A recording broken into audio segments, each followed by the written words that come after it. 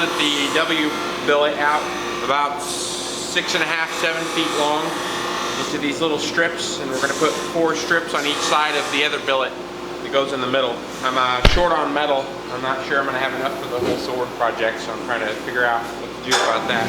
I decided to fold the middle bar over one time in order to make the best use out of it, because it was kind of the wrong size. So I'm folding it over to try to use all of it instead of wasting a big chunk of it, because I need as much steel as I can get.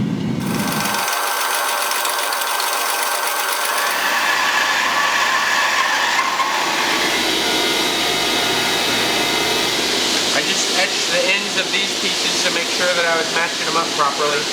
These got out of order, so I was worried that I might have had these out of order too. Yeah, they are. They are out of order. That would have been really bad. I think it's these two. Yeah, that one piece got flipped around the wrong way. That might have stood out in the final product, in the final sword, if I didn't fix that. I'm glad I went ahead and took the time to etch the end of these pieces too, because I already etched the end of these. But I needed to etch the end of these, take a look and make sure the pattern was going the right way. Yeah, I think we're good now. Let's start putting this billet together. Got all these parts cleaned and ready to go. One end of the bars is etched to show the pattern. I'm going to mark which direction the pattern's going on the other end, just so I can make sure that everything's going the way I want it to as I put this billet together. Pull out the sketch I made and try to line the bars up similar. This middle bar that you see here, that's like a different pattern.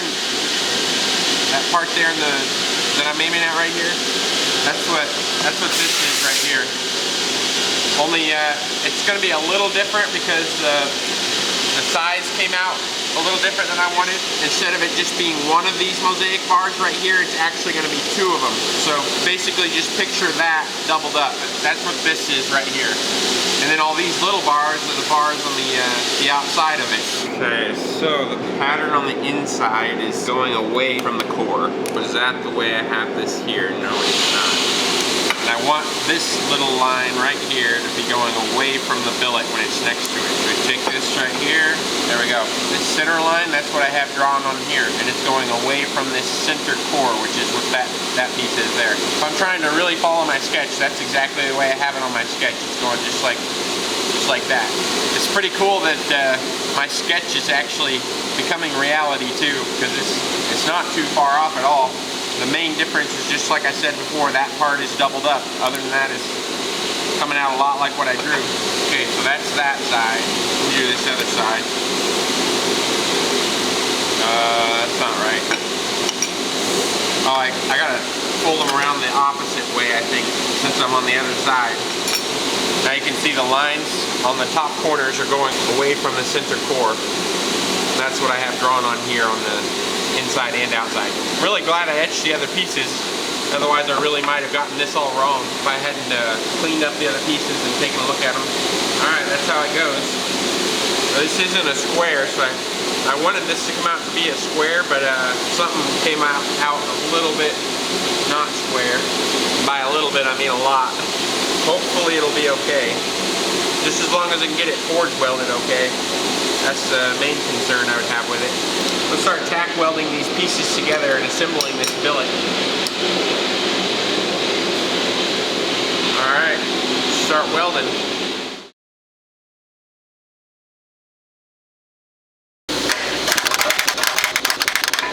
I'm wrapping the billet in some mild steel sheet metal just so I can forge weld it without getting any atmosphere inside the billet whatsoever. Hopefully to get some really nice clean welds. I've been doing that every step of the process so far and getting extraordinarily nice clean welds. The concept comes from well, kind of like using borax keeps the atmosphere out of the billet so scale won't form in there and so the pieces will forge well together. Wrapping it in sheet metal is the same concept, except you don't have any foreign material that can be left in there. Like with borax it can get trapped in there or something, but this way it's going to be super nice and clean.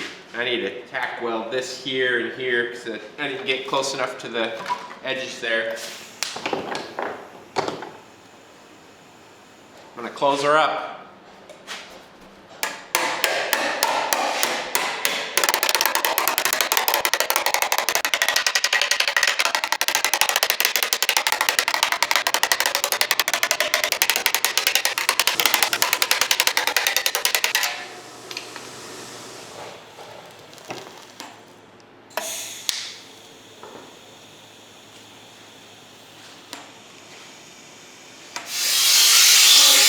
if you're worth it, sword. It's gonna give me arthritis in my wrist at an early age. Getting ready to forge this out. It doesn't quite fit in the forge. It's super heavy. Oh, and it's not square.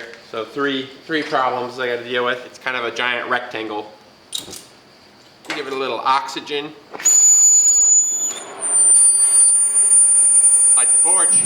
Better put the plug in the back. That's full of water. I don't know about this. I'm almost thinking I should have cut the billet in half and done 2 separate billets. Just bandsawed the whole thing in half. I probably should have done that. In fact, I still probably should do that. It's probably not too late. Well, I can forge weld half of it at a time. The only thing is I'd have to cut the handle off and stick it in there the other way because the back door is not big enough to get the very end of the billet inside there. So that's part of the problem here. You should just build a really big forge for doing big welds and stuff. Something like I don't know, like 2 foot long or so. And turn the propane up a little bit more. Get some more heat. Could mess up the whole billet now. Spent like multiple days on it and got about $200 in steel there. Probably about $50, $60 in propane, grinding wheels, sanding belts, and then yeah, multiple days, 4 or 5 days or something into it. Definitely gonna have to keep the handle really cool because I'm gonna have to grab that handle pretty close up to the billet, so I'm gonna have to spray it down a lot.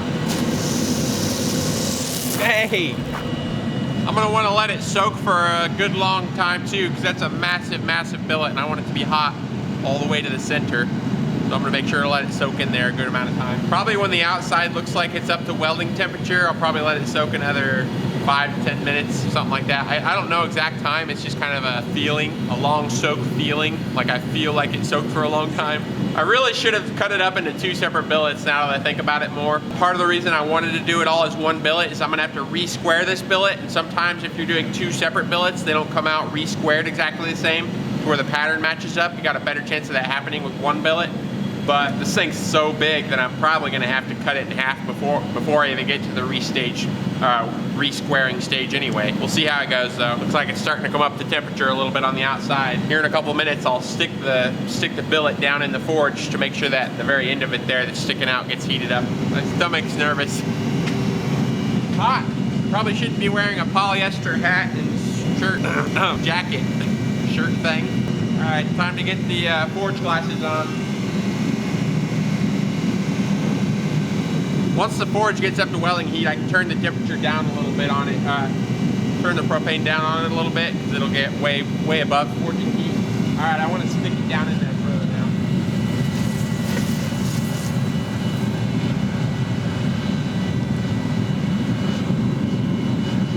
I don't really like doing that at all because the burner's blowing the propane right out on the billet.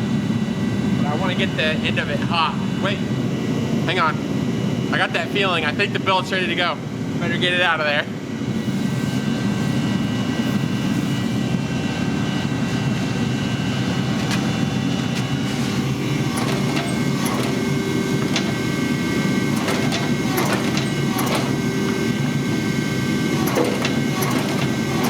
And I don't know, guys. I saw something really bad when I took that out of there. When I took that out, where that blower was blowing right on the billet, the casing that we spent all that time putting on the billet was completely melted away. So another reason why I don't like to have stuff sitting right in front of the blower. Hopefully we got really good welds still, because that billet was completely exposed to atmosphere in about a little 2-inch round area. I took it out and saw it, freaked out a little bit, but there was nothing to do but go ahead and try to weld it. Hopefully it's nice and solid. I'm going to put it back in and kind of set the welds one more time, and then I'm going to grind all that casing off the outside of the billet, or at least get rid of most of it. A lot of it will just disappear as I forge the billet. Will fall off its scale, pretty thin sheet metal. I want to grind off the big stuff so it doesn't end up in the final billet. My billet wasn't completely square either. The squaring die is made to press on all 4 sides on a square billet, but since it was kind of a rectangle, it was just pushing on 2 sides. Kind of awkward at first. We'll find out though if the welds are good after. Well, I mean, we'll find out now if something starts coming apart, but I don't think it's that bad for sure. But we'll find out how solid it is when we go to cut this piece up, and we'll be able to see all the welds on the inside and see how solid everything welded up. Next time I'm cutting it into 2 billets. It's just too long to fit in the forge. If it was a little bit shorter, like an inch and a half shorter, I could have easily gotten the whole thing in the forge without tipping it down like that and then getting the blower burning on it. That just caused a lot of extra problems.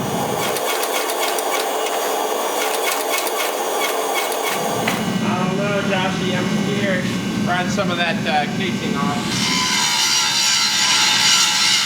Man, that thing's got some serious British thermal units stored up in it. Can't even hardly stand beside it.